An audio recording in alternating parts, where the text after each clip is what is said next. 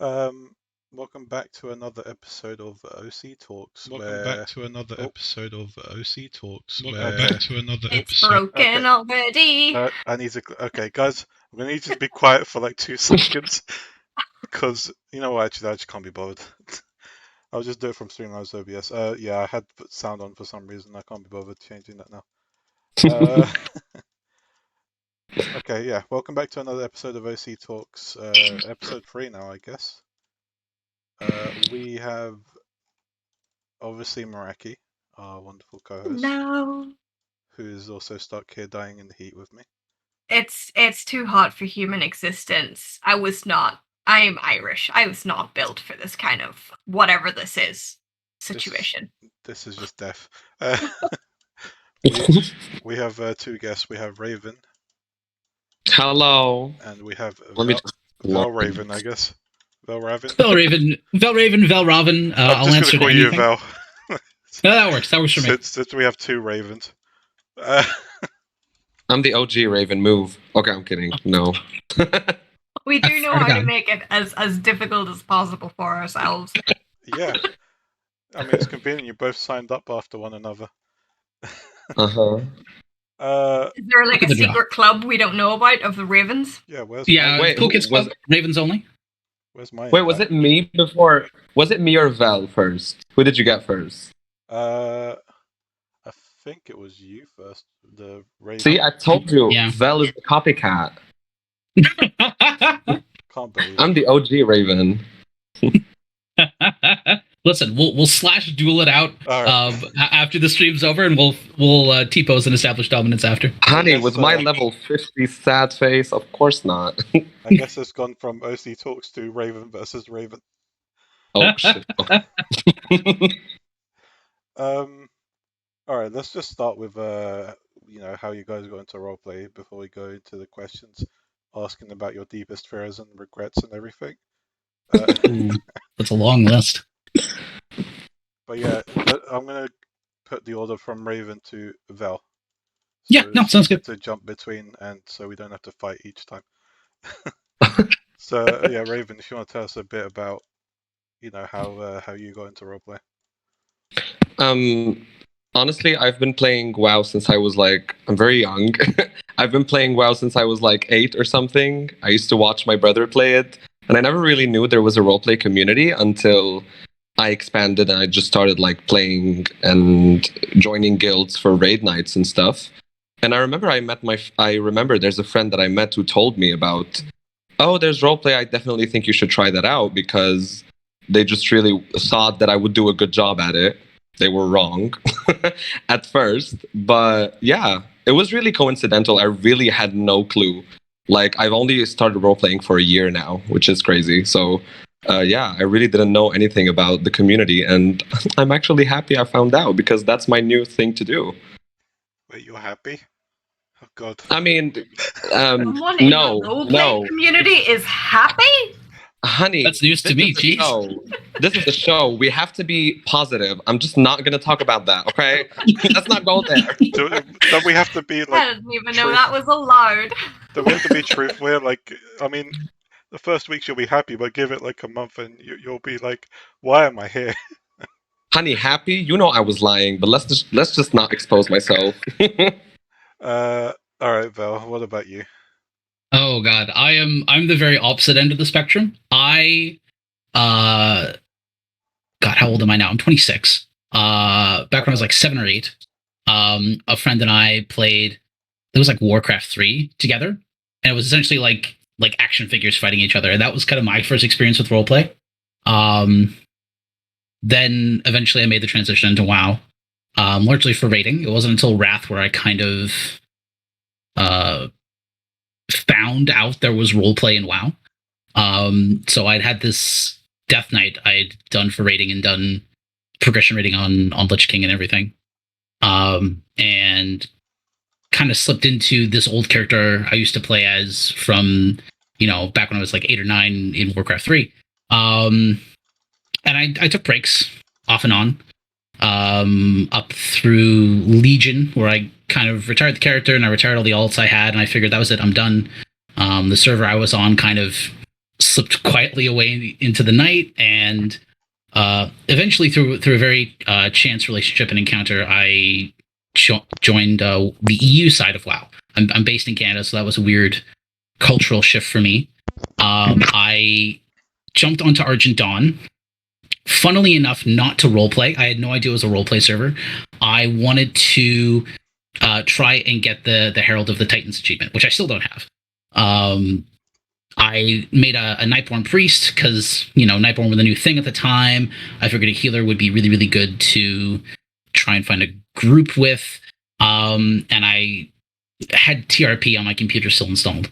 And someone walked up to me in the middle of Orgrimmar when I was just AFK, and they started role-playing at me. And old habits, I kind of just slipped right back into it. And I don't even remember who the heck it was that came up to me now, but that's how I realized Argent Dawn was a roleplay server, and there was a huge, huge community in Argent Dawn, bigger than I was used to on the American servers at that point in time. And it's been the same character ever since for like the last almost 4 years. Saying that, is it bigger because it's on one server? Because I know that NA has like 2 active servers or something, right? Yes and no. When I was role playing on NA, now it's 1 or 2. Back then it was, we'll say 5, 6, 7. Even our version of Defias Brotherhood Venture Company had, a semi-solid roleplay community on it. Eventually, community split. People get old, leave WoW, and people migrate elsewhere to find roleplay. So now US is a little bit more like EU, where we've got the 2 super servers. But even then, still, Argent Dawn is a lot larger, and I think that's just because the population of EU is just a lot larger in general. True that. Yeah, I think we've also had you on before. I can't remember well, I say before, yeah. but that was like 80 That was talks. That was a super long time ago. I think I don't remember what guild I was in, or if it was even on Val. It might have been on the very, very short-lived tenure I had with Grey Mercenaries or something like that, when I was trying to get Human Warrior off the ground. Yeah. No, that was a while ago. I don't even think Meraki was a co-host at the time. No, she was just the most bubbliest personality. She was a delight to talk to then, and she's a delight to talk to now. Yeah. All right. Let's I guess let's dive straight into it. Okay, who is your character? Tell us a little bit about your character you have you want to talk about. Again, go Okay, ahead. am I starting again? Yeah. I'm sorry, my brain is just Raven to Val. Okay. Well, very generally, Raven is just your average, not so average high elf. She is an assassin, or really just a jack of all trades, which I really like to refer to her as that, because she's really picked up a lot of stuff along the way and a lot of things that she has mastered herself or with help from the others. And there's nothing really exciting about her when anyone meets her until you really get to know her, because it just goes into layers of psychological just a lot of I would say trauma mixed with just experience that all just makes it up into a bubble of chaos, because she's really not just an average person, but she, or as I would like to put it, she is renowned, or like people do know her, and sometimes it is very nice to see, even when I joined, I was in the Wayfaring Few. I don't know if you've heard of that guild, but yeah, so I was in the Wayfaring Few for a while. I've gotten a job recently, so I'm not in it, as you can see, anymore. But I remember I met one person on there, and 10 minutes later, we had already established a full, kind of backstory of how our characters knew each other, just because he noticed that I had in my TRP, like, if you want to recognize Raven, you can do that. So really, she's just an agent, an assassin. As I said, she's really flexible in everything. And she is a threat if you get on her bad side. She's not really easily taken down. And, otherwise, she's just really a fun person, reckless, independent, and she just really is there for a good time. Unless duty strikes, then she really can turn into a very serious person, and she's really focused. So she really gets into this whole point of living a double life, whether it is depending on the situation. Really, it just really depends which side of her is going to take the toll within this complex person that she is. All right. Um, what about you, Val? A cocktail of emotional traumas and different kind of, developmental personalities and things like that. Yeah, Actually, yeah. just to add to that, I like that the elves of all things have the title like jack of all trades because they really do have a lot of years to get Oh yeah. some They have enough practice in a lot time of to things. do a Yeah, lot of things, yeah. Exactly. Yeah, it's just such you live. I'm finding it now, even in my 20s, picking up a whole bunch of stuff here, there, and everywhere. Elves just live so long. You could maybe not master everything, but certainly pick up a little bit of working, everything. functioning knowledge of most, Yeah. Yeah. Jack We're of just all trades elite, doesn't honestly. necessarily mean that you're a master of it. No, true. Very Yeah. true. All right, Val, go ahead. Yeah. So this is my idiot. Hello, idiot. it's called. So Velraven is probably one of the more unique Nightborn I've played around. I say that largely knowing the Nightborn community is kind of all over the place on the server.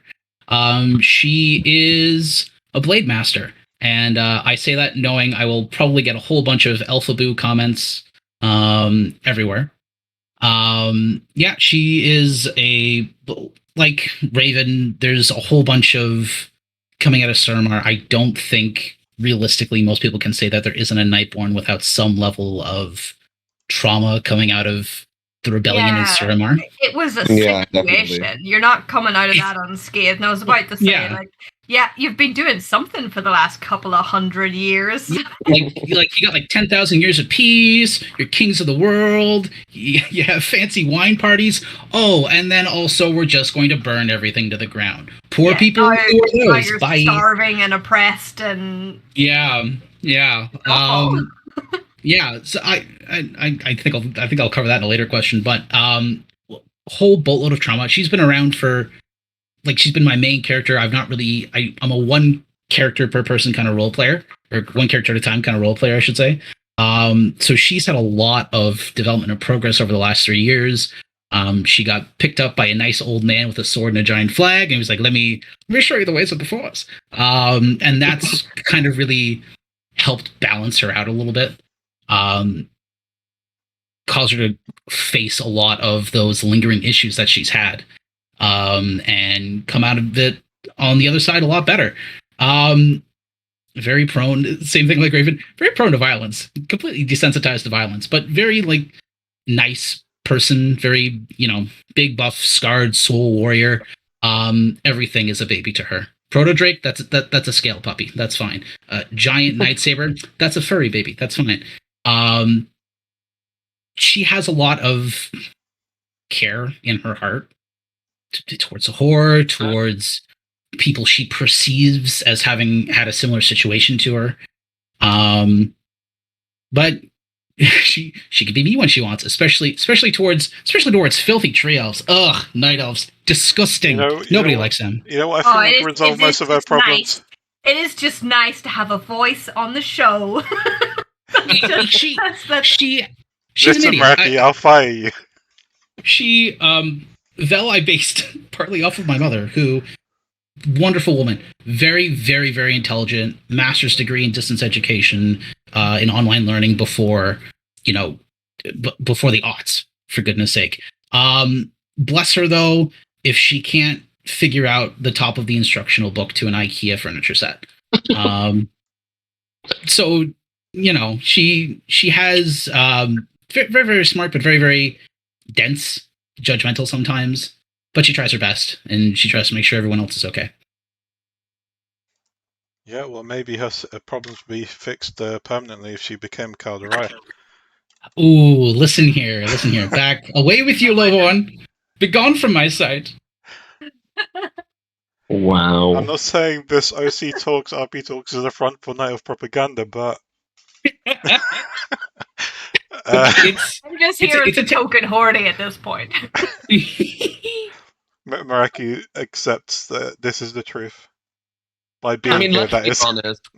Let's not lie to ourselves. Night elves. I'm not gonna say more than that. Just night elves. I have a night elf. Like, I mean, I decided to talk about Raven, but I have a night elf too. Night elves are just, The yeah, best, I they're agree. Yeah. they're night They're- elves. night elves on their own are the best. Their high priestess is a Suramar native. It makes questionable decisions, and I think I'm going to leave it at that.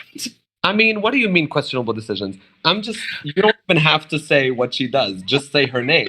Randa win. Do you have that?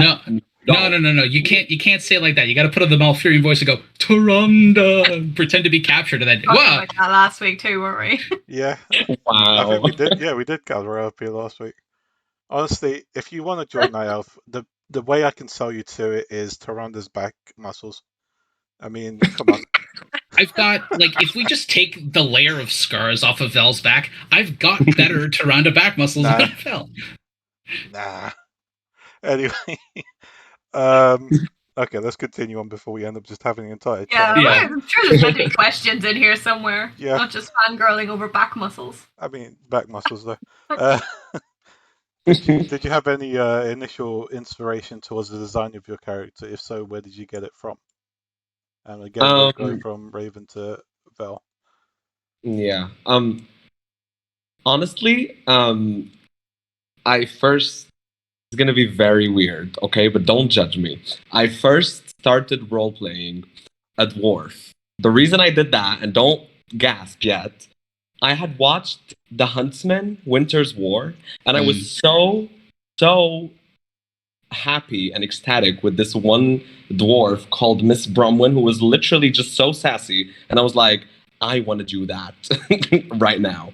And I had not really been caught up much with the whole leveling process that was happening in Legion and in BFA and everything.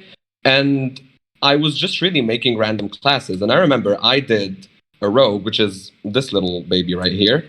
And I played the class campaign, obviously, in Legion. And I remember I was so happy to see Valera Sanguinar again. And that was the first kind of kickstarting thing inside of me, like, oh my god, I love her. I need to there's something in there. I've loved her ever since I've seen her in the past. And it was really this kind of wake up call, oh my god, I'm role playing. This is a vibe I like. I saw Valera and I'm like, oh my god, she's calling to me. Let's just create something. And that was really the first kind of basic inspiration, if you want, that okay, she's an assassin or whatever. She's stealthy, she's fast, she's smart. But then it's really, as I started role playing Raven, because I did a lot of tweaking when I made her, and it's a lot of tweaking that came up with more inspirations that I saw. Notably, there's Valera, obviously. There's also Maze, if anyone has seen Lucifer. Yes. Oh, yes. Yeah. I just love Mazikeen, whether it comes to the more emotional side of her that they show that they show us in the series at some point, or really just her being the baddie she is. This is the most prominent, I think. This is the most prominent inspiration I can give for Raven. But it's really a lot of things. It's a lot of people that I've seen around. She has the type of she has this type of ruthlessness that, for example, you can see in Cersei Lannister, for example, especially when it comes to work, or her just being the psychotic little elf that she is and wanting to kill someone. So it's a lot of these, and that's what I like. That's why I like her the most out of all my characters, because I purely based her off of strong females, and that's something I stand for completely. And I was like, you know what? I'm just gonna pick up all these beautiful women and I'm gonna cram them into one. And there's also me, because she has a lot of me that I incorporate into my roleplay. So it's really just a bunch of people that I thought, let me just cram them up and let me make something beautiful out of it. And it's gone well somehow. You gotta love a strong female character. I mean, yeah, honestly, females. Uh, Period. You know what? Since you mentioned what's her face again? Sanguinar, that's it. I just want to appreciate the fact that she finally got her own model, Yes. Oh my god, yes. and it looks We love. great. I know. For Mog, for Raven, please. God, it's so high detailed. I'd love more of that. All right. What about you, Val? Any inspiration you draw from your for your character? More so, definitely early days. I had not intended to get back into roleplay at all at the time. I didn't really think I'd ever picked up again, and then I had that walk up, and it was very much okay. What are Nightborn like? I got to figure it out right now. So she was very, outgoing, very, socially apt, like to get a laugh, da da da da. And then after that first interaction, the bug kind of bit me, and I went, okay, let me go replay Serum again and kind of get a better grasp of, what the last like 2 years for her realistically would have been like. And I always like to roll a little bit when I do character backstories. So I gave it a roll and rolled like a 2 out of 100. And so it was yeah, bad. so I was like, okay, so I'm gonna beat you a little bit. Like re-explored Suramar, looked at a lot of the stuff in between the lines where it's like, okay, none of the nobility backed the rebellion. All of them were complicit in everything that happened, and you've got these people who are just trying to live. Houses are being firebombed in the middle of the night, where Nightborn are nocturnal. You got X, Y, and Z that happened, and like I've gone through stuff in real life. Everyone's gone through stuff, and I knew that I wanted to kind of go at it. But I didn't want to what's the word I'm looking for?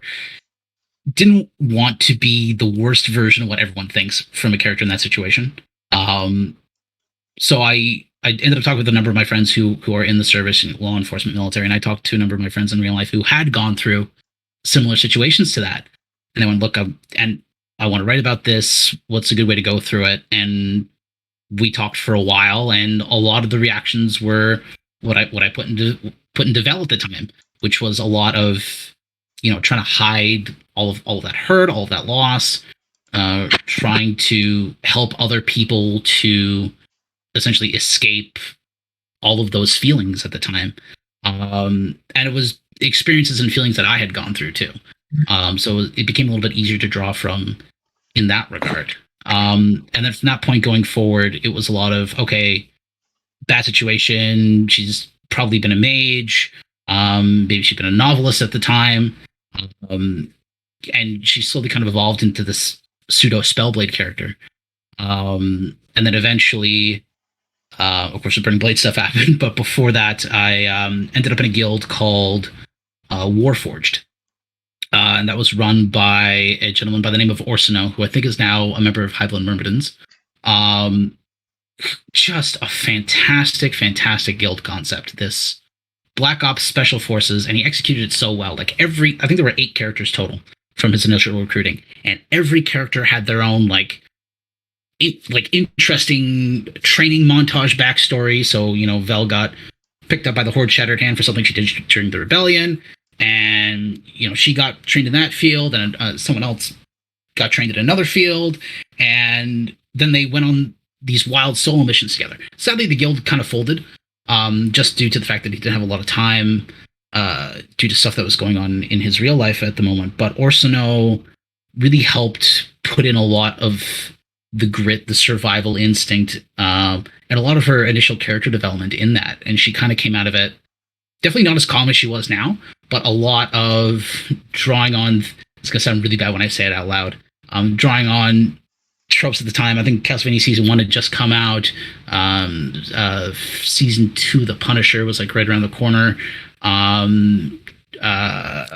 Into the Badlands had come out with their fantastic female anti-hero that I can't think of her name now for the life of me. And I drew a lot of those survivor characteristics into Vel coming out of the Fourth War. All right. Just a sidebar and mad respect for doing the homework and talking to the relevant voices.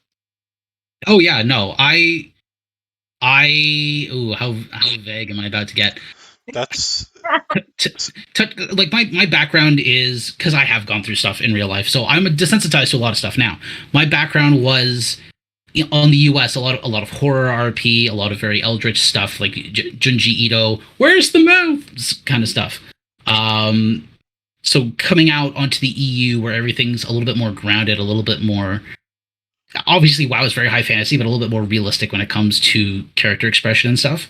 And because I knew like this is going to be the next 4, 5, maybe 10-year character, it's something I really wanted to get right getting off the ground.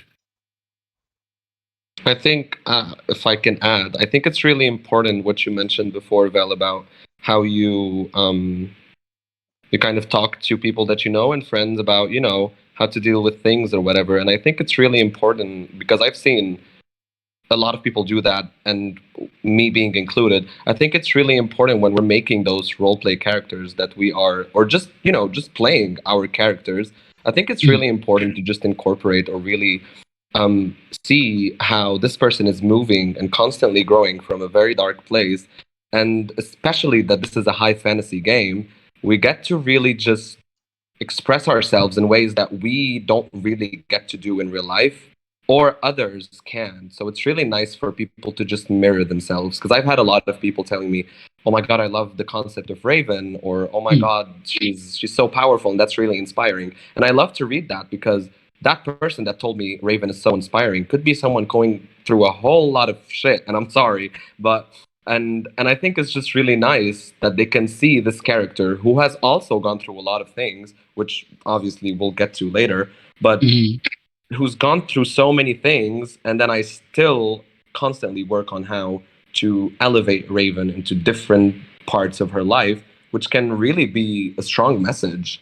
So, the roleplay doesn't only have to be about fun or you trying to just do something passing. It can also be very inspiring, which I really admire when people do that. So, like, so for you to mention that, I really appreciate you for saying that. It's a really nice move. Thank you.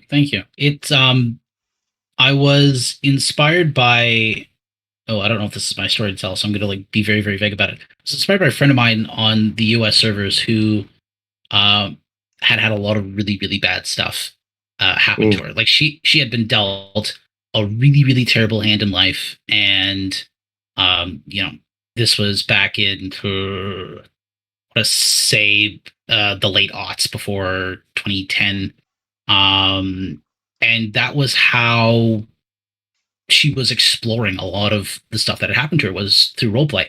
And some stuff she had, I want to be like, she orchestrated what happened to her character. Yeah. No, some stuff she like talked out with some people, and had pre-planned it. Other stuff had just kind of happened to her. And she ended up exploring a lot of her feelings about how life had gone through her roleplay character. And I see that a lot on EU, and it's so refreshing when people both can separate IC and OOC and still really, really, really explore themselves through this story they're telling with their character. Yeah. If you're coming at it from the right mind, the right headspace, then it can be a very positive thing rather than, a negative thing. Yeah, instead of where you get into the problems with escapism.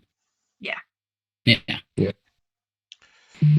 Just to hammer down on one point, it is very important to, I feel at least as well, very important to do your research on specific subjects before role-playing them out as well, because you never know how you're conveying the thing wrong. Maybe people like that don't want it to be done. We talked about it, didn't we? We were talking about LGBTQ in the games and stuff like that, and people who are playing those kind of characters. And we said, listen, if you're not in that position yourself and you don't have first-hand experience, talk to the relevant people, do some research, do some homework, because the last thing you want to do is be disrespectful. Yeah. There's a lot. There's a lot you can unpack with that, particularly with LGBTQ characters, which is good in some regards. And then you get really, really bad examples with some others, which is a shame. Yeah. All right. Already half an hour in, and we're not even halfway through. Have you ever ran into any issues when role-playing your character? If so, how did you, overcome it? Really, as I said, there's a lot of stuff that I picked up while role-playing Raven, stuff that really shaped her story and her backstory for me, and how she really is structured as a person. So although that would be viewed sometimes as although that sometimes is ill-advised, I did go into role-playing Raven without really having a very solidified story for her. So that was one issue, and that's on my account. Because, you know, I really had to, which I think applies to any character, I really had to be as accurate to lore as possible while at the same time creating my own thing and kind of, you know, just giving Raven this job, let's say, or this spotlight, or just really giving Raven her life of her own with all the events that happened to her life without really railing off and just going somewhere that just makes it illogical, or, you know, that makes it as a fallacy. And it was a there was a challenge in a way, and I'm not saying that in a bad way or anything, obviously, but, you know, a lot of people sometimes, you know, tend to have stigmas in roleplay. And one that I have seen a lot, and I don't know if anyone can relate, but I've seen a lot of people who can just um, take, especially Void Elf role players, lightly, because a lot of people think like, oh yeah, you're only role playing a Void Elf because they're attractive, and you're just doing that because you're not really serious about it or anything. I don't want to put out words or anything, or slur or shame or anything. So that was really bad. At least it was a first-hand experience, because I had a lot of people not take me seriously. Like, oh yeah, you want to do all this and this and this, then why are you role playing this character? And I'm like, what do you mean? You know? So it was really weird. But then again, that's just how the community has been nowadays. You have a lot of people just labeling and putting brands on everybody, which is weird. But that's the beauty of it, that you get to do your roleplay character, bring in your own creativity and your idea, just ignoring those people and just really making it shine. So that when those people look at you and they see all those people around you that you're playing with and that you're really growing your character with, they're going to be like, "Oh shoot, I shouldn't have said that," you know? So that's what I think was probably a very recurrent problem. It's just really people not taking you seriously, and especially when I had all these criminal role players, because the criminal roleplay scene is very vast.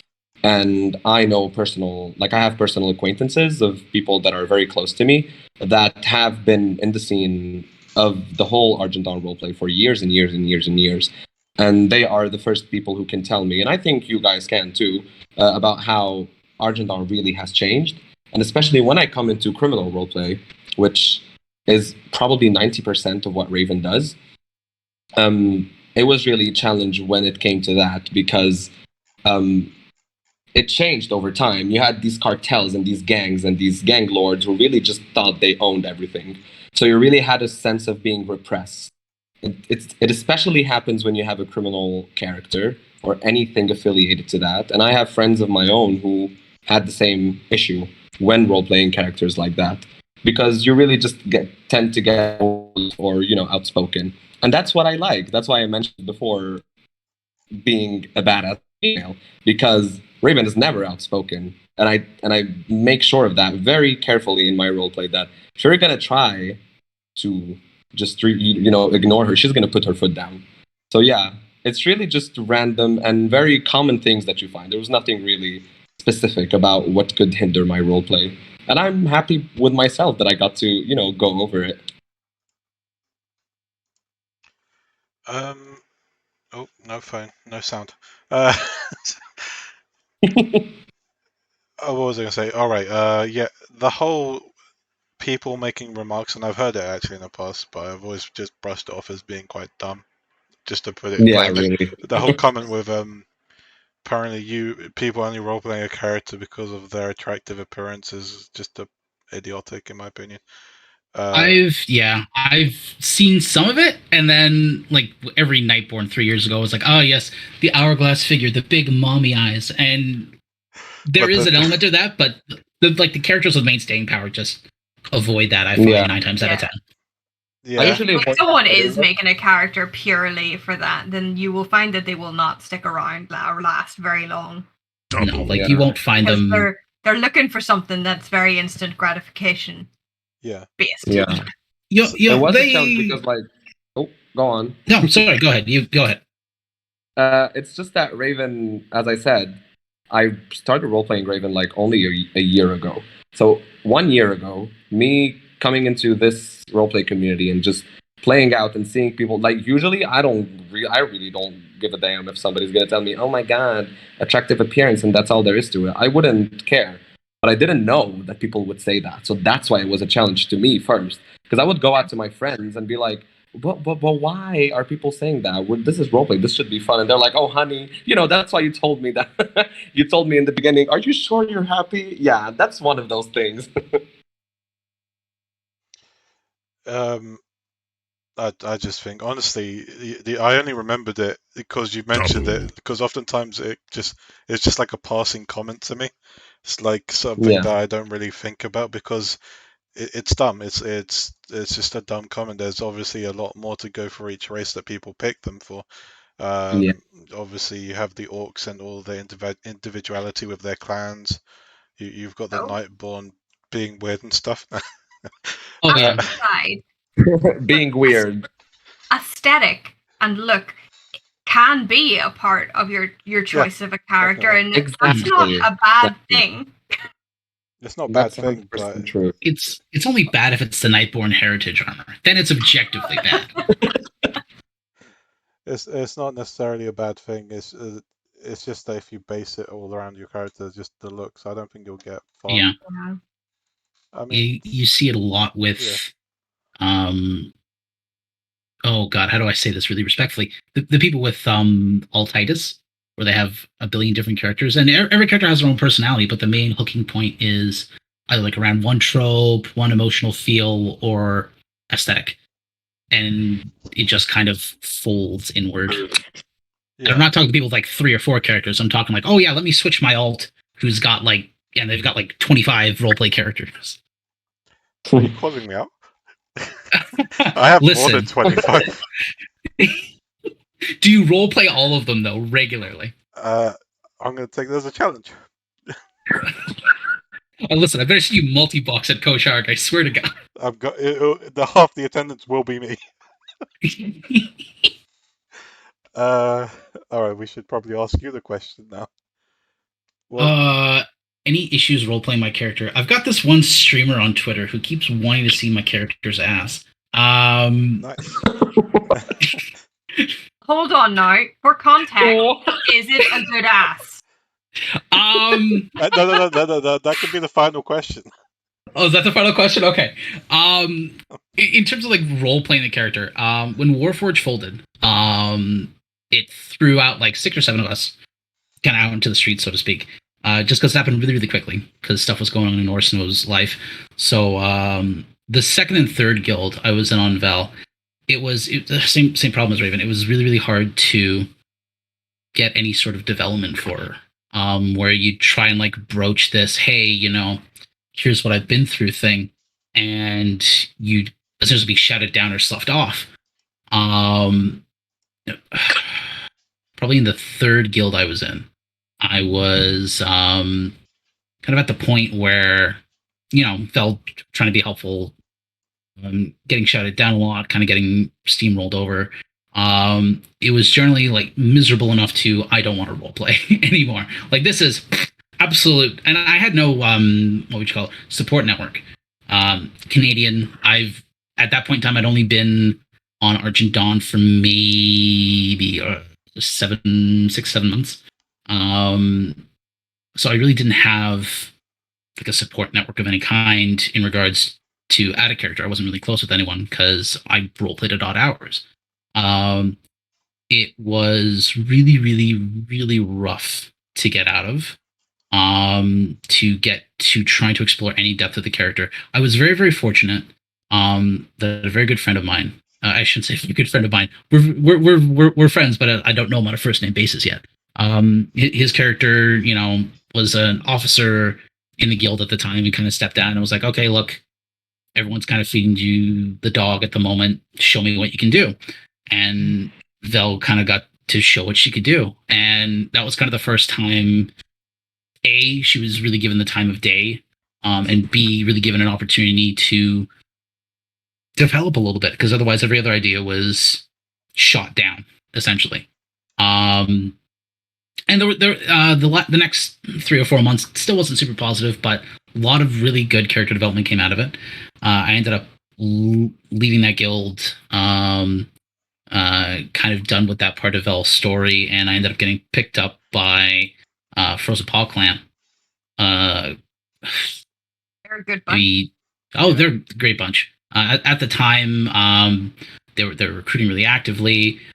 So I think it was maybe 2 or 3 weeks after I'd left my third guild, I ended up joining Frozen Paw Clan, and I really got to explore more aspects of Vel and the healing process of her kind of unpacking all this stuff finally, because it was a consistent group of people that wouldn't shoot her down or slough her off.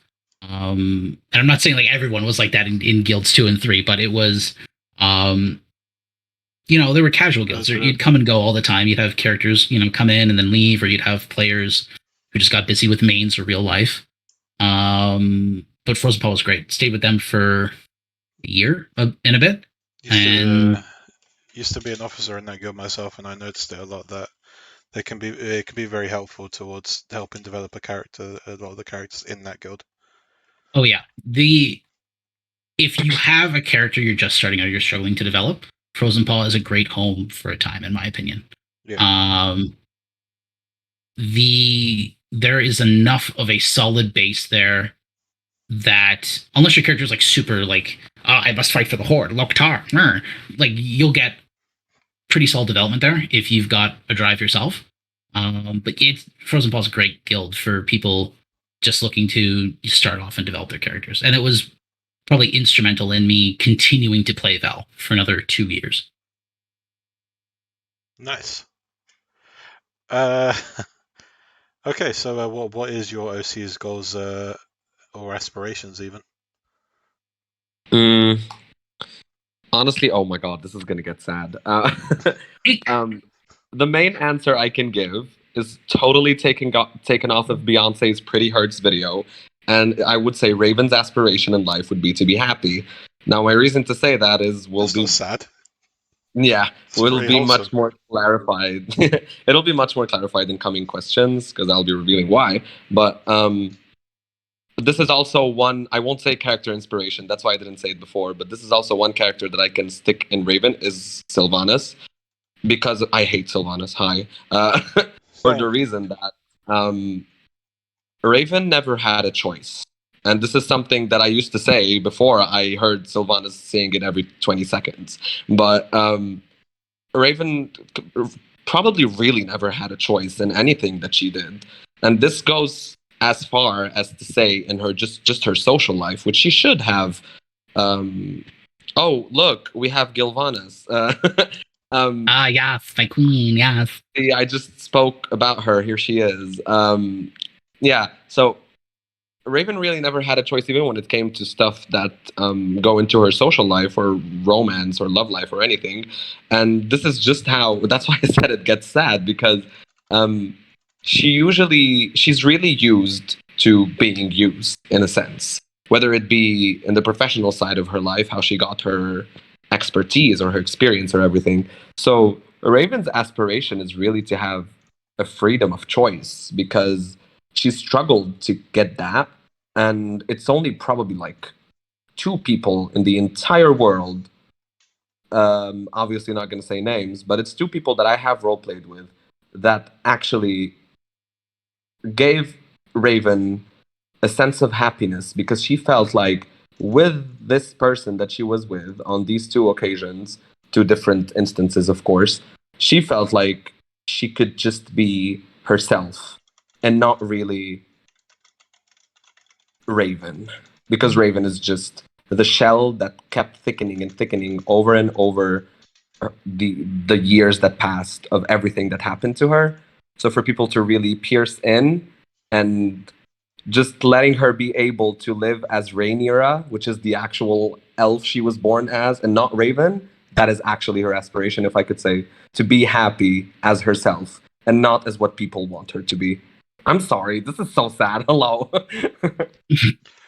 I'm pretty sure the majority of us has had that depressing OC, so don't worry. It's my OC now. What are you talking about? Some of us enjoy it. I mean, she really covers it up with being funny and drinking, so you don't really tell that unless I tell you about it. You don't really get to see it. Funnily enough, the character I have here beside you guys has a depressing backstory, but she's not a depressing character. She's actually quite lighthearted and friendly with everyone. But yeah, I'm pretty sure everyone has that sort of like background to their characters. Considering we're on Azeroth as well, I mean, shit happens everywhere all the time. So the last 40 years have been like some version of a war. Yeah. So like, yeah, No escape.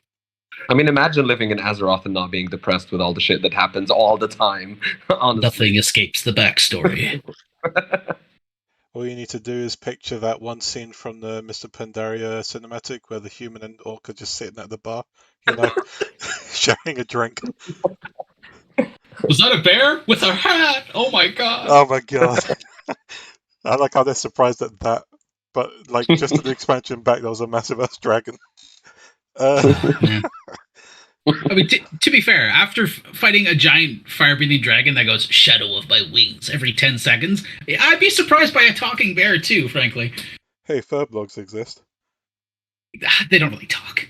They do talk. Those are just tree elf bears. We're not going to speak about it tonight. What about kobolds, honey? Kobolds what do you aren't do with a talking rat? I wouldn't know what to call a kobold if I was trying to make a funny name for them. Honestly, in the slightest. I don't even know if I'd call them rat med because they don't look super mousy ratty like. Honestly, you gotta appreciate kobolds. They just like their candles.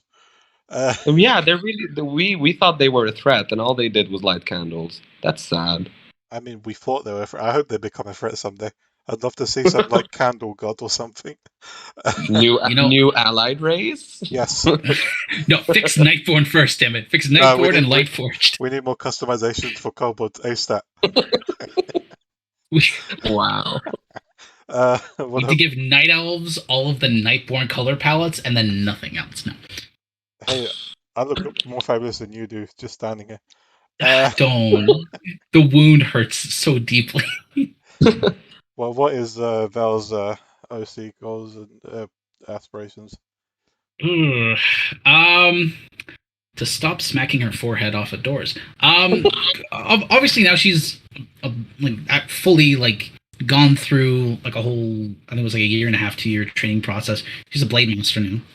And she's kind of come into this reality of there is nothing left. Like she's potentially the last real generation, not just of her family or of the last elf of her generation from Surmar, potentially one of the last generations of blade masters. So her big goal is to just I don't want to be like Luke Skywalker, where she goes off to a remote island and goes, yes, books. But that's essentially what she wants to do. She wants to research as much as possible she can, try and cobble together something of what's left of the Burning Blade and their connections to and their similarities to the Pandaren monks and how all that kind of comes together to preserve that for hopefully a future generation of blade masters, whether they are orc or they're tall blue orc that sometimes orcs like. The other part of it is now she's trying to kind of reevaluate her place in the horde. She spoiler, because I know there's a couple people from my guild in chat. She was a Sylvanas loyalist during the Fourth War. She didn't know about that, Saurfang was on the loose. She didn't know about X, Y, or Z. And then, the horde is nothing. That was a big shock for her. And that was like a big shift in her worldview, seeing Saurfang, seeing all this go down from right behind Saurfang. Was she there? Yeah. It was a very, very good turn of fate. I had legitimately just planned to stick around the ramparts, and the guild I was in at the time was like, no, we're gonna go do the march. So it was like complete fortunate happenstance that she was on the right side of history this time. And she realizes how close she was to almost being a Suramar noble in that regard. You need to overthrow your leader right now. Listen, I joined the Venthir Covenant. We're on rebellion number 3. It's happening. So now she's broken off from Frozen Paw. She started up her own warband, and she's trying to find her place in the horde. She knows at the end of the Fourth War, there's no reason for what she does. Being an assassin, being a brutalist, being a fighter, as a blade master.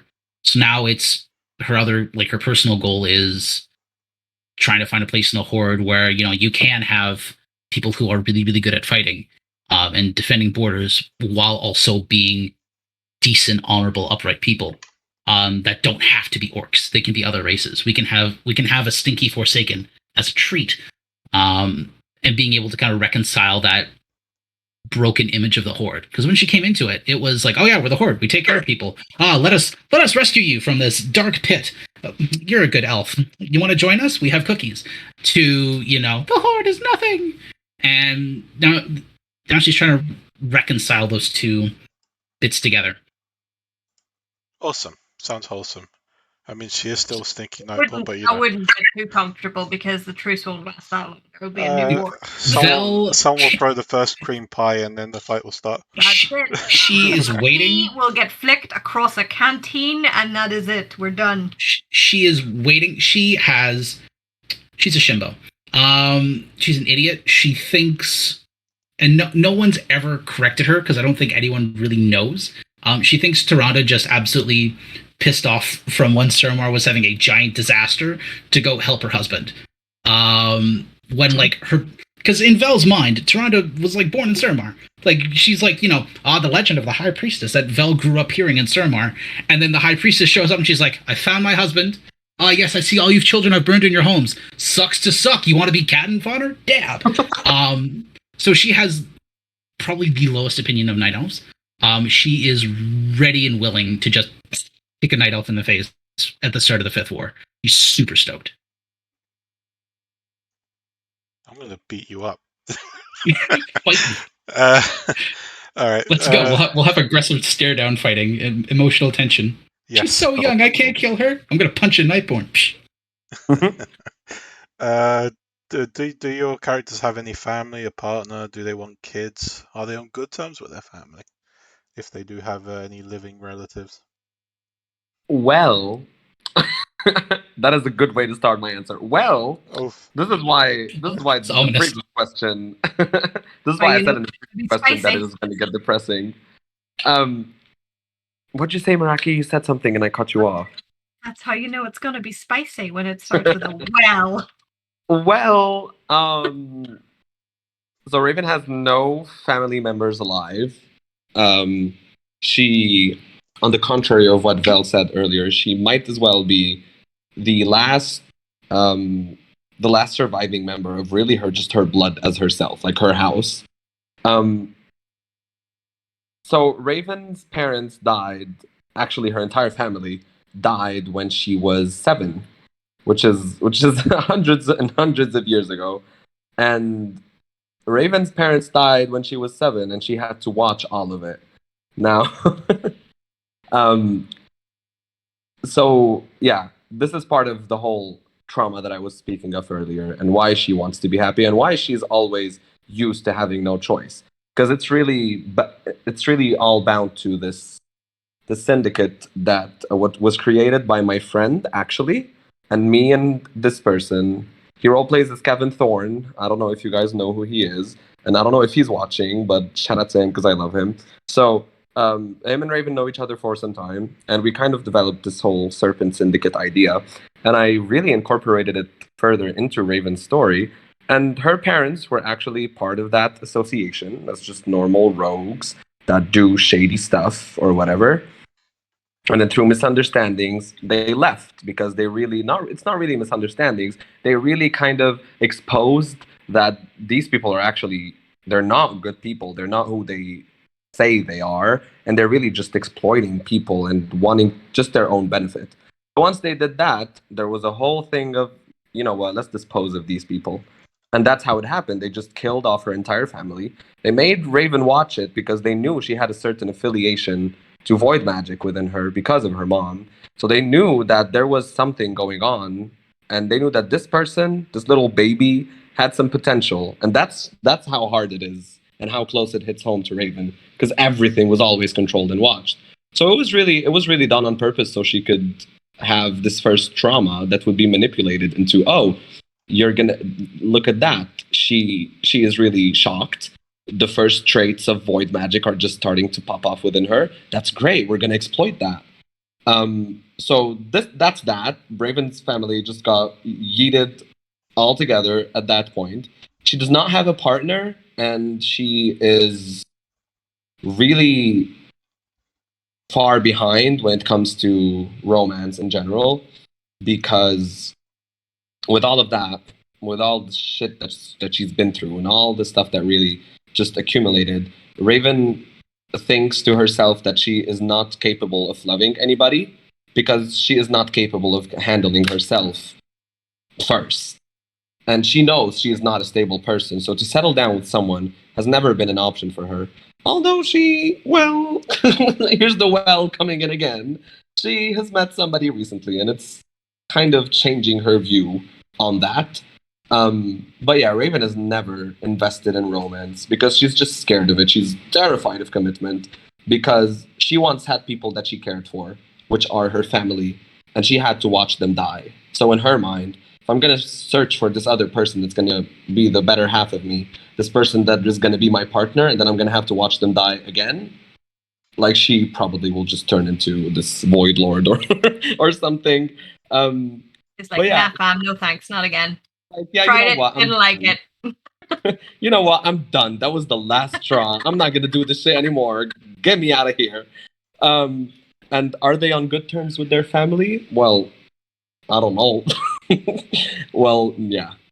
No is the blatant answer. Although she does have one remaining relative, which is my other OC, which is Valerian, which people know me as much on Twitter. He's a distant relative, but he's not like directly a part of her family. But yeah, this is more of the spicy little depressing shit that's going on in Raven's life. Awesome. Yeah, very nice. God, I feel like I'm the only like person who has a character with like very big family tree. The only reason I avoid it, I have a tiny peanut brain. I can barely remember what side of the bed I woke up on this morning. I can't remember like 25 different family tree. Hey, just do what I did. Create the family tree. I honestly, I've considered it since I've seen yours on Twitter. I have genuinely considered it. And I actually have one of those Nightborn there, a character I haven't managed to roleplay yet though, but is a distant relative to Ursula. Okay. What about you, Vel, saying that though? Doesn't have any family anymore. You know, Vel kind of grew up. Obviously, as a Sylvanas novelist, you probably killed them all. It's strangled them in their beds. No, like Val grew up without like a dad. The picture was just her and her mom, and she's fine with that. It's not like I have dad issues. Like no, it is what it is. Dad is alive. Doesn't know who dad is. But you know, if he ever pokes his head out, you know that'll be a thing. That is a plot for a later day. That's a plot for another day. I've got like Sue. I'll talk about that later. I think that'd be better for another question. Her Star mom. Wars scene. Star Wars scene. Yes, it's Vel Raven Skywalker. Yeah, no, she. Her mom is not in the picture. As far as Vel knows, her mom is dead. She was exiled. She does have a partner, I should say. As Vel is a complete alien from her own kind, she has found a tiny blood elf that she likes that is a complete alien of their kind, and that blood elf is hers now. Very, very unlikely pairing. You can't just take a blood elf. It's by blood elf now. Hey, I thought they were being handed out. The heck? Yeah, we just get them for free. We just show up to the Horde side and they're handing them out at an Ogremar. I mean, we got a handful of them, but they're void corrupted. Oh no, those aren't blood elves anymore. They got stains. You can take them. It's a very, very unlikely pairing. You know, both war veterans, both same elements of backstory, I should say. They hit the same story beats one at a time. One is, you know, very, very wilding elf. The other is, yes, I know 26 ways to stab you with this pen. And the relationship kind of started with a dislocated shoulder. But it's worked out really, really well. I think they've been together for almost a year at this point.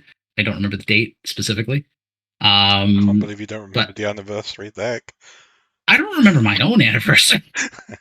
Thankfully, my girlfriend doesn't show either. Is recorded. We are That's not fine. responsible for any trouble you get into. I'm going to tell you exactly what will happen, and I will try and post a conversation on Twitter tomorrow. My girlfriend will go, "We have an anniversary," because we both forget about it constantly. Nice. Does she have or want kids? Roll the 2. It's not something in the present I'm sure I want to cover with Val. Obviously, because I'm a very, very manly man.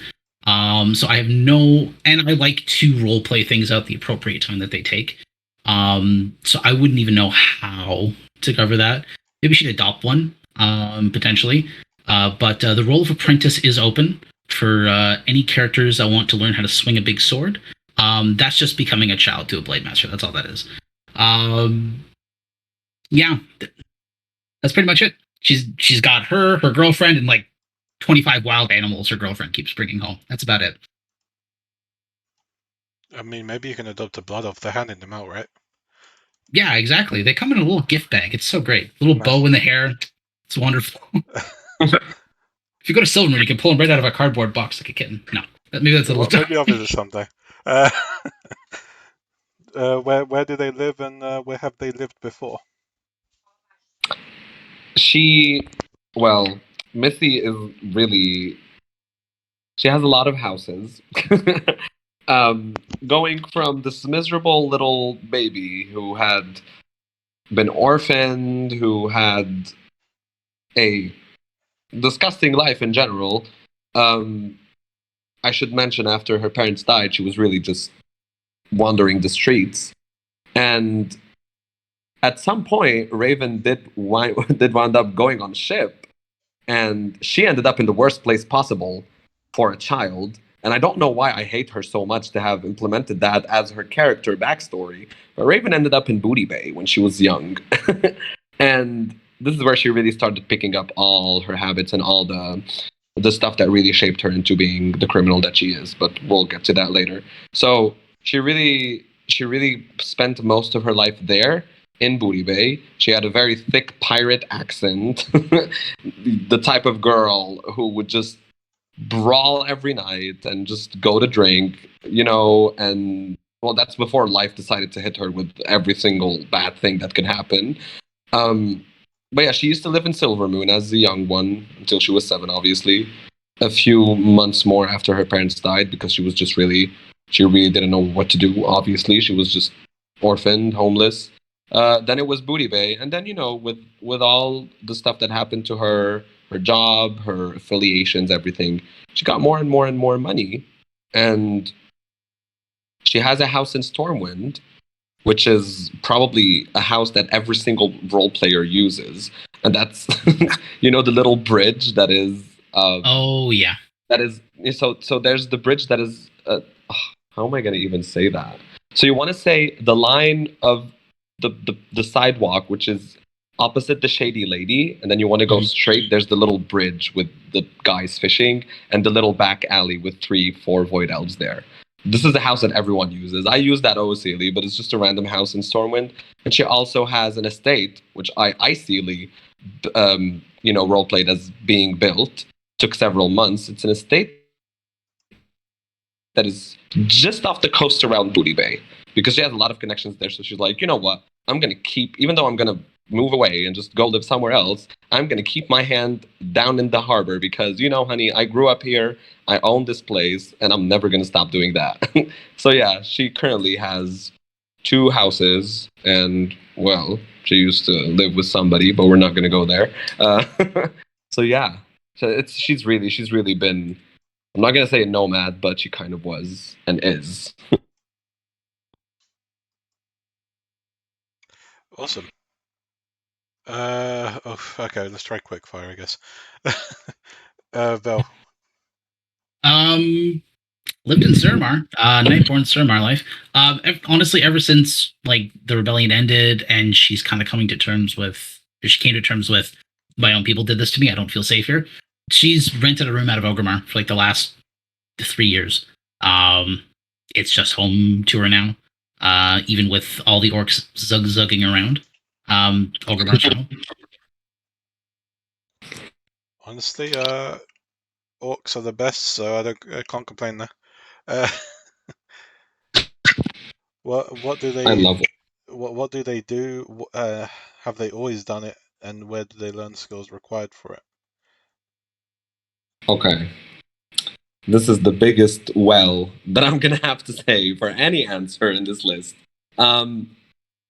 Okay, so my answer might be a little bit more detailed than it should, but it's really to piece it all together. So, um, as I said, she's really a jack of all trades, or although she's really centered into being an agent slash criminal, you know, more of a rogue-ish type of person. Has she always done that? No, because as said before, Raven was just living a very normal life. Or well, Rhaenyra was living a very normal life in Silvermoon with her family until there was no family anymore, and then she had to grow up in Booty Bay. And even there, she was never into that. She was never really a criminal or anything. She worked for some time as a barmaid in the Salty Sailor Tavern, and she really just made these friends over there, which are not really the best acquaintances for a young person, but it's really where she first started seeing like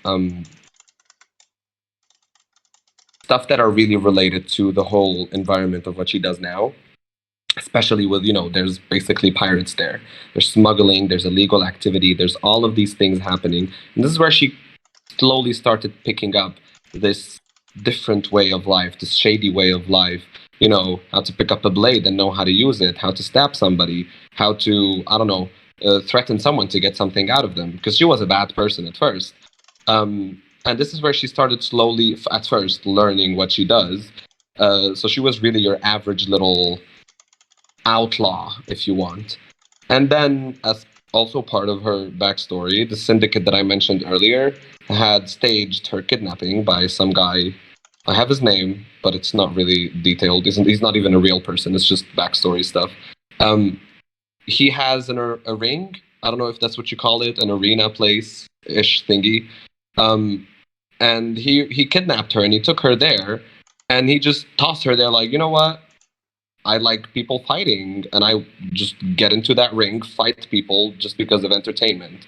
When really it was the other syndicate guys that were really planning a whole program for her to see, okay, we first instigated the first traces of void within her. How about like elaborate further on that? And that's where they did all of this. They made her go through dire conditions. She was really like, there was a lot of, I don't really talk about big names because I don't like to be offensive or if anybody gets sensitive or anything. But she had a very bad lifestyle, bad health. She was really subjugated to a lot of harsh stuff. And she did fight there, although she was very physically weak. She kept fighting there, and she kept doing what she had to do to survive, which also came with herself having the void within her developing because of all this trauma. And we all know how the whispers of the void just get you mad. And they were taking the toll because they fed on those insecurities and this anxiousness that she had. And it really just started fueling her. And this is where the character Raven comes from. Because Rhaenyra is the elf, but Raven is just what was in her mind, what she wanted to be. Because all this weakness that she had, she flipped it around, and she knew that, like, oh, I have power when I have the void within me. When I use that, if I harness this, I have power within that. So let me become that. So this is also where it melded.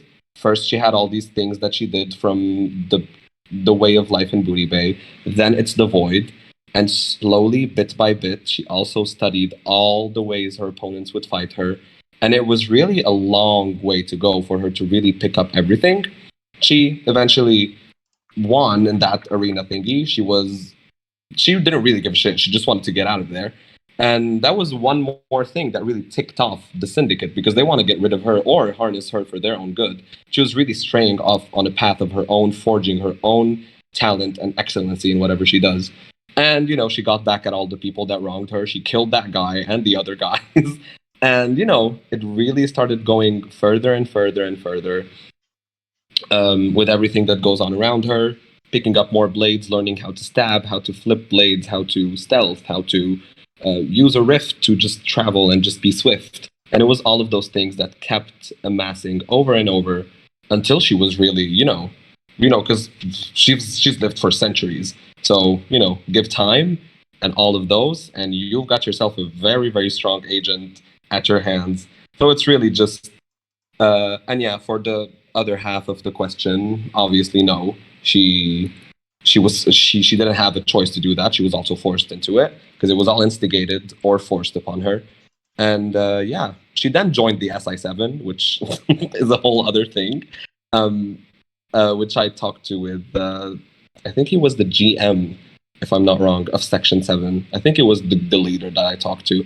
And we kind of established this thing of how Raven would have been taken in to not be a random loose threat on the loose, and actually try to use her abilities to benefit someone or something or a community, which eventually became the Alliance through the SI7. So yeah, that's probably the most concise way that we can say how Raven got all of these things that happened and how they shaped her into all her skill set. Awesome.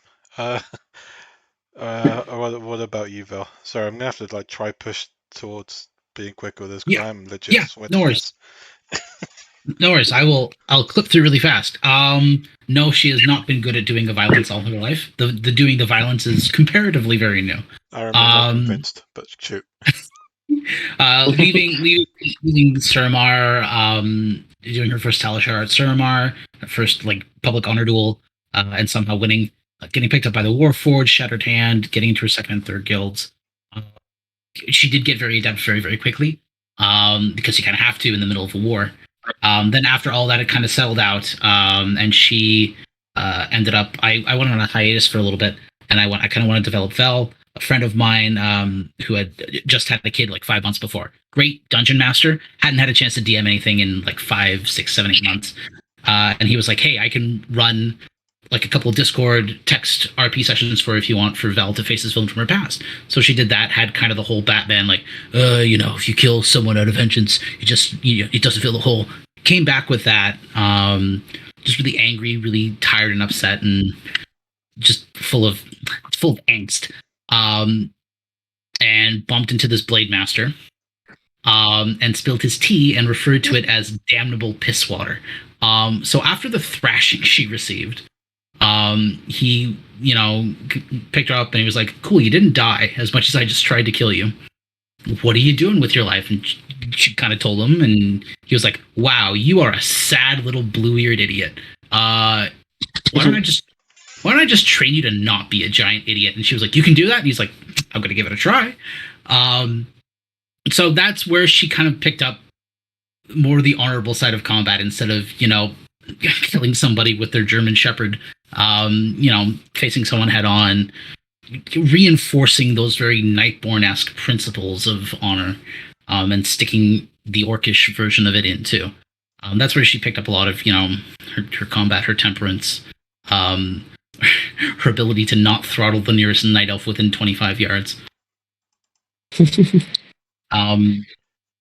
didn't really want to get into combat, but that was the best way to kind of develop some sort of agency back with her life, because she lost everything. Did you have a training montage? Actually, kind of. The training period, obviously, on stream you can kind of see the banner that. Sadly, in the later portions of that, the guy wanted to kind of retire his Blade Master, which was fine. So we did tidy that up. But it was about 2 years of off and on lessons. We ran in 2 different circles, 2 different guilds. Guilds that didn't agree with each other very well, even before I joined the Frozen Paw. But we did that over 2 years. And Vel developed on her own, trying to lead those values, and then he reinforced it with lessons. And it was really, really good, really, really formative. 10 out of 10 would do it again. Not the honor grind. The honor grind for the banners is awful. It's always great to have that sort of roleplay, the teacher-student one, something that lasts really, because oftentimes it can end rather abruptly, unfortunately. Yeah, that's I don't want to like bad talk him. That's kind of how it went at the end. He juggles a lot of characters, and he was like, I can't dedicate time to this character anymore. How do you want to resolve it? And I went, well, we can do it on Discord, or we can kind of fade to black. And he was like, you want to do like a samurai showdown sort of thing? Because his character too, also tragic backstory. Magcar orc, Lightforge got the family, and now he's just angst and can't live with himself. So that's how that ended, and now she's kind of carrying a lot of that further onward. It was a shame to see it end. I don't want to say prematurely, but it was really, really solid when we did it. Yeah. No, but I mean, with abruptly, I mean, is that obviously he communicated that with you at least. Oftentimes, others don't even say that; they just kind of disappear. Oh yeah, just the drop off the face of the earth, or the "Who are you?" Yeah, I've gotten that too on Bell, which is unfortunate, but it happens. Unfortunate. Yeah, it happens. But what can you do? Just move on. So, okay. So, what is their favorite or worst memory, or and? So you could say either or. Or and. Yeah. Do I really have to choose one worst memory? I'm thinking the same thing right now. Oh, why am I so sad? We don't need another hour of talking about memories. Listen, look at all this trauma. I got to unpack it here live on air. No, I'm not your therapist. Well, you kind of are now. I'm sorry. Oh, God, you I signed quit. up for that. Bye. Tune in next week when we can continue the same two guests. No. Raven's worst memory has to be either when obviously she had to watch her parents and her family being killed, or during one event when, I'll keep it very short, the people of the syndicate or whatever also did their whole manipulation thingy, and they kind of found a way to tick off the void in her, to just have her not really think about what she's doing and have her inner rage and this darker side of her that's helped with the void and its whispers to, that's bad, but to just completely kill an entire village, man, woman, and child. because she did that, and although they manipulated her trauma and they manipulated her voidy side to do that when she had no control over it yet, she kind of was as if she did it, but she was outside of herself because she knew she was doing all of this. She had no power to stop it. So those are like the worst, probably either this or that. And her happiest memory is with a person that she was romantically invested in, and that ties back to what I said earlier before about wanting to have a choice, and that person gave her a choice in a sense of being who she was and being able to love him with who she was and not what people want her to be, because he saw who she is on the inside, and he really let that shine and not what she shows. So that would be her happiest memory. Her happiest memory technically would be her time with that person and not just a certain event. It's just that time. Like, that person is a happy memory for her. Sounds wholesome.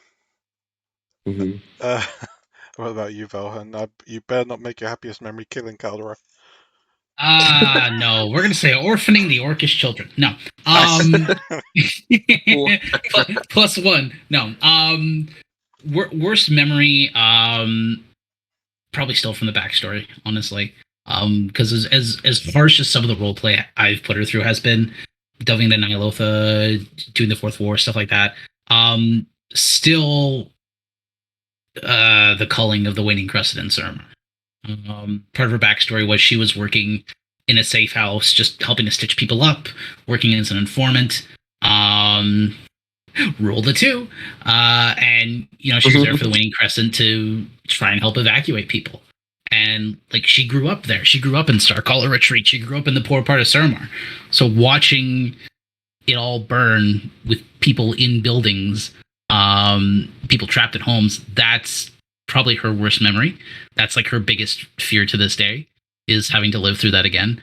Best memory, God, probably flipping a torrent on his butt. Nice. I don't even remember exactly what he said, but she just went, "Do you want to go about it?" "Yeah, let's do it." And he charged her, and she just picked him up and boom, right on his butt. Are you sure that was a Tauren? Are you sure it wasn't something else? 'Cause I felt like a Tauren would just stand there and then you'd fall over. No, it was Exactly. the best slash roll I've ever done. She was very drunk. This was before she swore off alcohol, where she just essentially just used this momentum and yoink, right on the ground. It was great. Bonk. He should have stood still. Yeah. He should have stood still. still. If he'd stood still. He would have been, but he Gave wasn't. her the momentum, and she used it. Yeah, and since then she's just become so buff that I don't know. People on Twitter keep harassing me about it. Too buff. She needs to fight my buff elf. Let's go. What was their childhood like? Well, I kind of really mentioned that passingly before another question. Obviously, it was very sad for a long time after her family had gone and just got killed. She didn't have a typical childhood, as you would say, because it was not happy at all, especially with how she was being orphaned, and then she had to just go to a place she never knew existed, which was Booty Bay, basically, at some point. Even though she wasn't really a child at that time, because Booty Bay wasn't a thing when she was very, very small. It was really just Raven being isolated for a very long time, going through childhood and adolescence and everything, and being an adult, until she found a way out. But yeah, it was really just her childhood was pretty lonely. She was really alone, just trying to live off of whatever way she could find, either begging or stealing or doing anything to survive. So it wasn't really. It was a survival reality show and not a childhood. Depressing childhoods everywhere. Woo. Exactly. All right, Vel. We're just gonna do that. Is there another depressing childhood? No. I just kind of looking back on it. Very, very kind of typical for her situation. Her mom's, single mom, working for the desk watch, kid of a cop. She was a hellion. Walking around, of course, really, when I made her initially, she wasn't going to be a giant buff elf that could leg squat a Tauren. That wasn't something I had in mind for Vel when I initially made her. She was very awkwardly, gangly, tall, and thin. Like donkable, like every time she'd walk through a door in Orgrimmar, donk her forehead off the door. So, she'd, pick on the boys that, were like, aha, tall Vel, you suck. Pick on the boys. Get into trouble because her mom's a cop. Mom will bail her out. It is what it is. Absolute little hellion. But, as normal as a childhood can be with a single parent who works all the time. Awesome. All right. Next question. Do they have any hobbies or passions? Oh wait, I missed one, but I'll ask that one after anyway. Go ahead. So which one are we answering first? Do they have any hobbies or passions? I guess it's the same thing. Do they have any hobbies? Yeah. Well, really, she actually really does, and that really contrasts what you see, because you see this strong, reckless, just badass woman who just does anything she wants, and then you have her hobbies, which are singing and cooking. Going from "you be careful of how you look at me or speak, or I will stab you," to just making little cupcakes and singing some songs and singing sea shanties, which is really contrasting to her actual character, and which is what I like, because that's why it's cute to find somebody who can actually pierce through Rhaenyra and not Raven, because when you do, you're not going to see this threatening and this intimidating woman. You're just going to see a very soft little girl who just wants to live, and yeah, she just sings a lot for no reason, and she really likes to cook. Like she really likes to cook. When I was with the Wayfaring few, I had them work on their asses, all of them, because I was like, "Yep, get up, everybody! It's time to go for dinner at Raven's place." It was very spontaneous and it was very funny because I just thought that Raven wanted to cook that night, and she did. So yeah, It's a good character initiative for interaction. yeah. What about you, Val? Violence. No. Yeah. Botany, actually. Killing blue-haired elves. Yeah, specifically blue-haired, like All right, so long-eared yeah. elves. Just shink. No, botany. Just always loved taking care of plants, taking care of flowers. And she's got issues with her hands after Sarah Mars, so she can't, pick up a Starlight Rose anymore, which is a shame. But she still, keeps up with hardier plants when she can. She's got a couple she uses for, medicinal stuff, sleep aids, a little bit of tea. She just loves botany. So drugs. Drugs, absolutely. Oh my god, Raven is your girl if you want drugs. She's a drug lord. Nice. What are your character's strengths and weaknesses? Violence. No, sorry. That's her strength. I mean, that question is really like I can answer it in a lot of ways, so I'm just gonna answer it. However, honestly, one of her strengths, at least what I see, is mostly her confidence because she's never outspoken and she never allows herself to be outspoken. So that really comes in handy in a lot of situations, especially doing what she does. Her confidence and the way she really just puts her foot down over everything and tries to be in control of herself and the situation around her when it is advised. Her confidence really is a great point for her because she can really just get herself out of any situation easily. I can also say her intelligence because Raven is very cunning and she's very smart. That comes with the increased awareness that any void elf has because of the whispers and the increased willpower and everything. So I think it's a mix of both. It's just her confidence, her physical strength as a person, and just really how smart she is.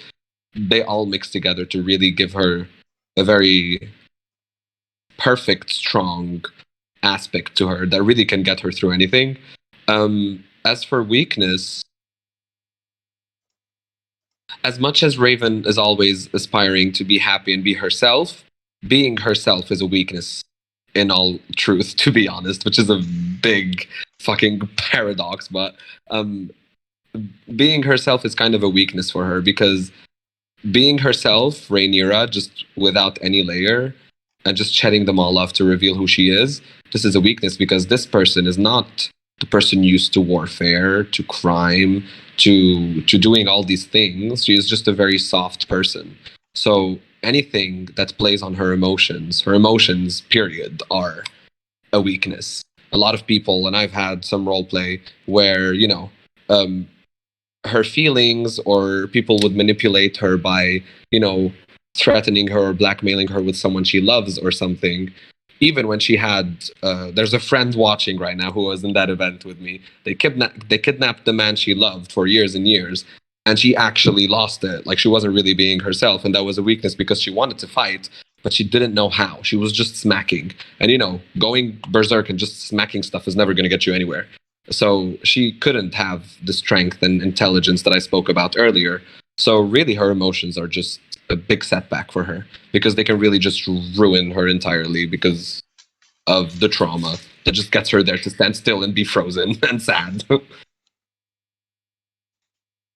Emotionally unstable, then. She is very, Yeah. very mentally unstable, and nobody believes me when I say that. Like Raven is a psychopath, honestly. Well, I mean, you're not the one saying constantly violence here. I don't know who's a real psychopath. Violence. All right, Bill. So taking my little violence gremlin aside, in terms of strengths, willpower, iron willpower. She is too stubborn to die, and I have tried so hard. You could just put her in a small little crater of her own making, and she would punch her way out of it. Absolutely, just if she wants something, she's getting it. Unshakable willpower. In terms of weakness, she, as much as she acts like she likes everybody, it is very, very her height absolutely it is her height. I can't wait for the last banner where I just catch it on every door and lay her out flat. She has issues with trust. As much as she really, really likes, or acts like she likes everybody, she is a character who has a plan to commit horrible violence upon anyone she meets if they start something. And that's just how she's compartmentalized everything that's happened to her in dealing with all of that. And if you'll excuse me, I just have to quickly take a phone call that won't stop ringing. I'll be back by the time you get to me for the next question. I mean, okay. Take your time. The next question is very forward. Well, what does a day in life look for your character, and how would someone get in touch with you? I see. A typical day for Raven.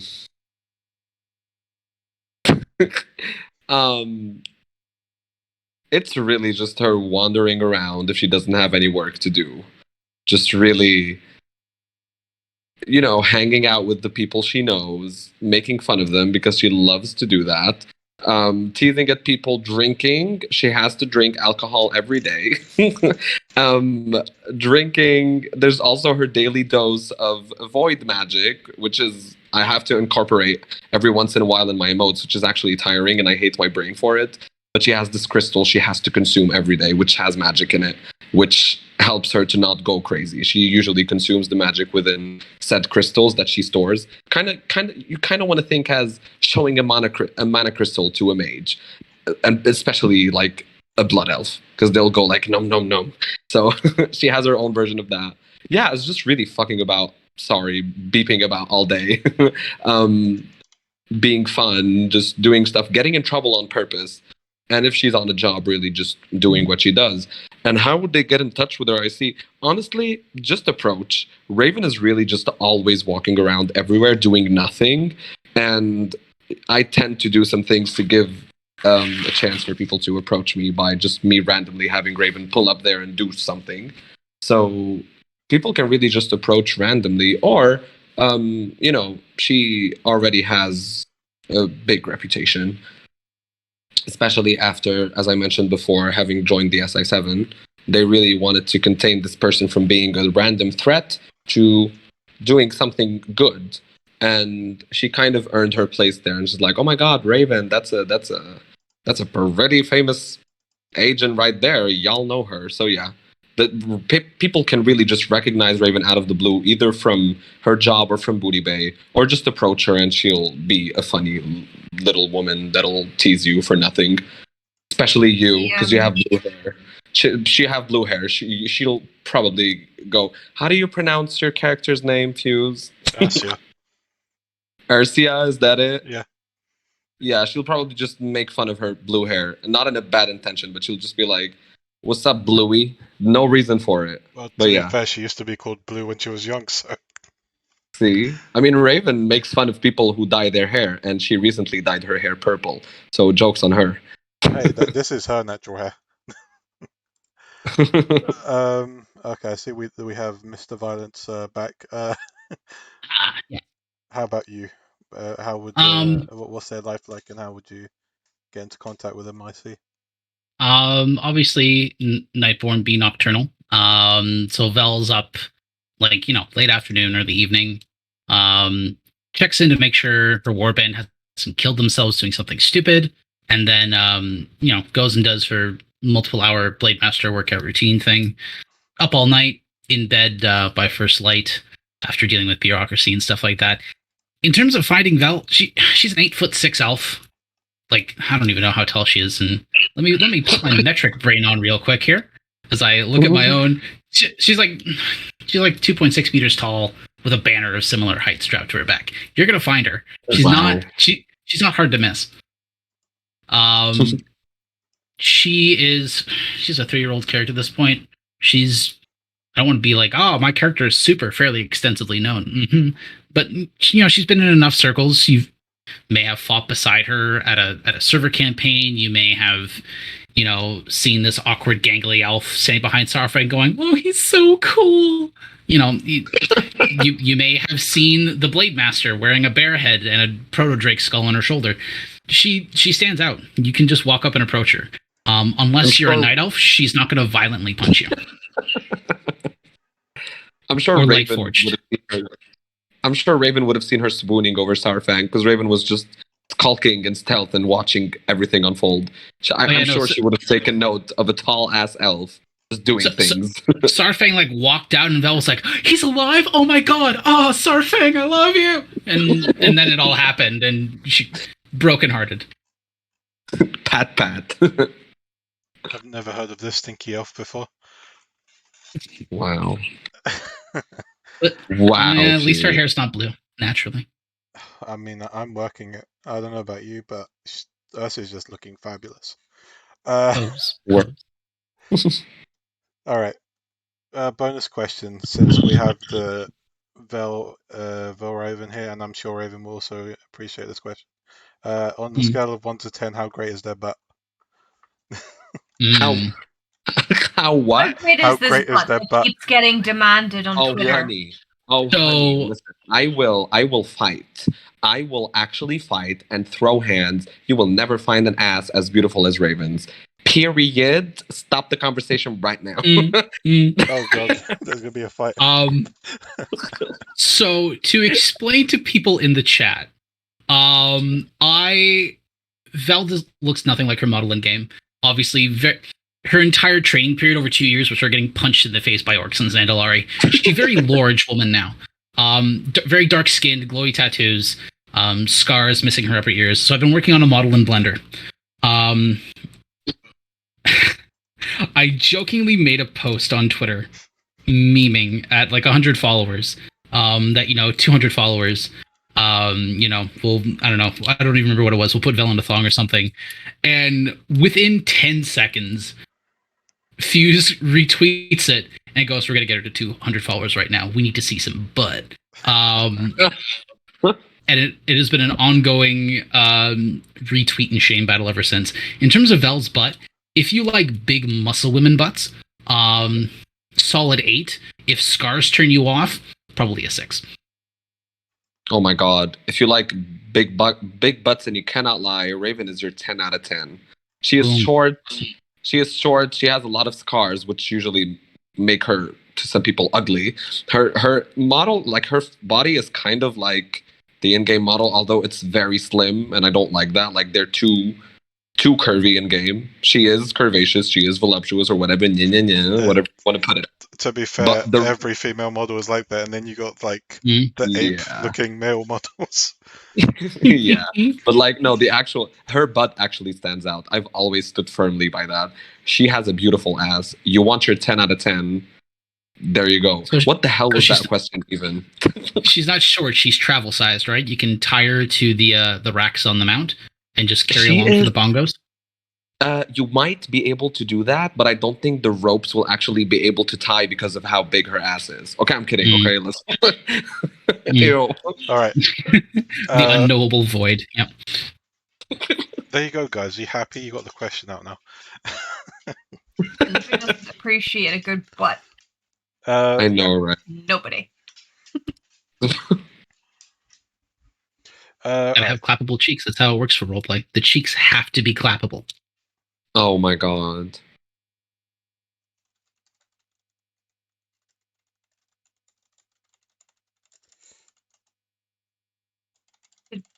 Hello? Did we lose someone? Silence. Oh, Fuse has. I bet it's April. Fuse has pet a distraction.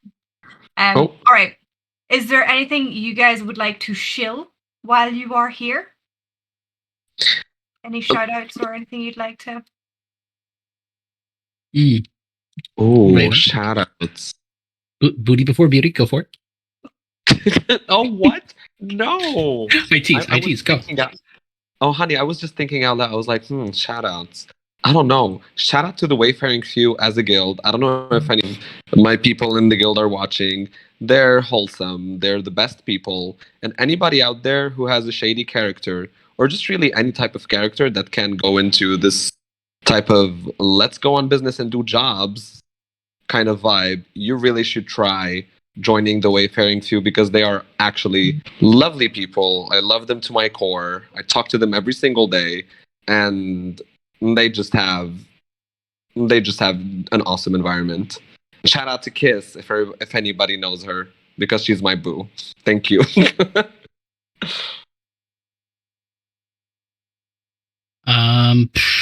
Follow me on Twitter at TimeDoodles. No. Shout out Drakefang Warband. Really cool guild. Warband guild, multiracial guild. Got like 2 spots left if you want to join. Recruitment time. Then we're closed for like 3 weeks while we're on campaign, fighting an army of raptors that were open for like a week from like the 16th to the 22nd, and then we go to spend 6 campaigns just to punch an old man. Join in now if you want to. Just to punch an old man. Listen, we have to build up this old man into the smelliest warlock ever. And then we're just gonna go. Well, we're gonna like punch a hole in space and time, and then punch an old man. That's like 6 campaigns down the line. We're working on that. We just got off punching a dragon. We got to build our way back up to another good punch. Can you imagine just your boss walking into the room, and be like, "All right, listen up, everyone. Today we're gonna go punch an old man." That's essentially how it's gonna go. I know I have people in my guild watching this right now, so I don't want to spoil a lot. Yes. It's going to be punching a series of sad old men before punching the nasty old man. Serial old men punchers. All right. Okay. Yeah. Listen, we just wrapped up like an intro campaign where we punched a dragon. Now we have to beat up the old people before we beat up the dead people. That's the plan. Wow. It sounds really bad saying that out loud. We're trying to get into the Shadowlands. Is what I'm saying. Or you know, we're gonna workshop that. And, punching some kids as well. Listen, just small puntable. You wind up the leg and like it's American football. Can you imagine actually going in? You're like this big leader of a group, and you're like, guys, I need your attention. We are going to go punch an old man today. I need everyone to be full focus. This is what you're training for. We're gonna punch a man. Oh, okay, sure. We're gonna get in there. We're gonna defeat the rest of his army, and then we're gonna punch this really sad old man with a walker. Who's in? Yeah, for the horde. It has been an absolute delight speaking to you two. If anyone else in chat would like to come on and talk about your OC, we'll be here every week. There is the application to sign up. We're working through it on a first come, first serve basis. So we're literally just going down the list. Please do not be alarmed if you do not get contacted immediately. It's going to take us a while to get there. But it is all recorded. We do have the list. If you want to hop on and talk about your OC, we'll get to you eventually. Until then, friends, we'll be back next week. Yay! Thank you so much for having us. You're so welcome. If anyone's not already in our Discord, you should be. It's good crack. Everybody's nice there. And you should also be following Fuse on Twitter. And if you missed half of this episode and you only got in late, you'll find it later on YouTube. And I believe all of those links are in the description below if you haven't seen Streamlabs spamming them throughout. And other than that, I think we're good. I think we'll see you guys next week. Try not to die in the heat, everyone. Be safe. Stay out of the sun. Bye. Bye. Bye-bye.